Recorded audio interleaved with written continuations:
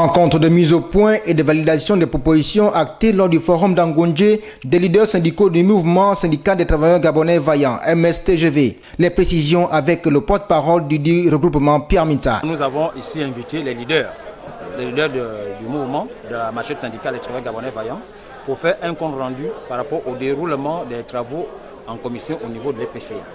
Donc notre rencontre de ce jour, c'est pour faire le bilan à mi-parcours de ces commissions-là qui se déroulent au niveau de l'EPCA. Le premier travail qui nous a été demandé, c'était de prioriser les priorités prioritairement priorisables. Ça veut dire dans les 144 recommandations, qu'on essaie déjà de classer par ordre d'importance les différentes recommandations qui répondent aux attentes des travailleurs. En outre, le leader syndical a réaffirmé sa détermination à faire plier l'échine au gouvernement sur un certain nombre de revendications. Parmi ces recommandations urgentes, prioritaires, sans délai, qui répondent aux attentes des travailleurs, il y a d'abord, dans l'urgence, le dégel de toutes les situations administratives.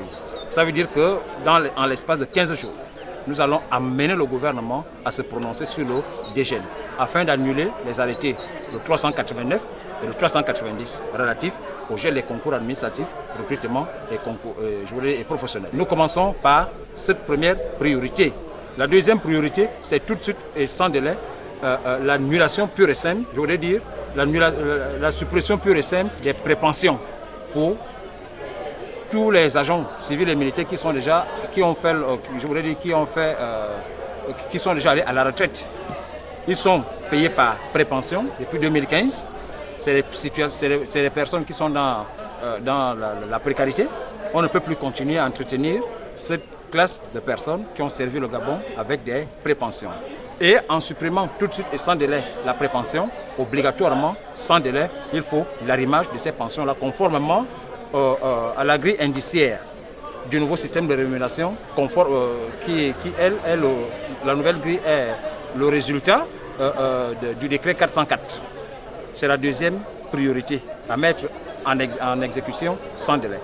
La troisième, c'est tout de suite la régularisation de toutes les autres situations administratives. Notons à toutes fins utiles que les travaux en commission portant sur les accords du Forum social d'Angondje se déroulent toujours en ce moment entre le ministère de la fonction publique et les partenaires sociaux.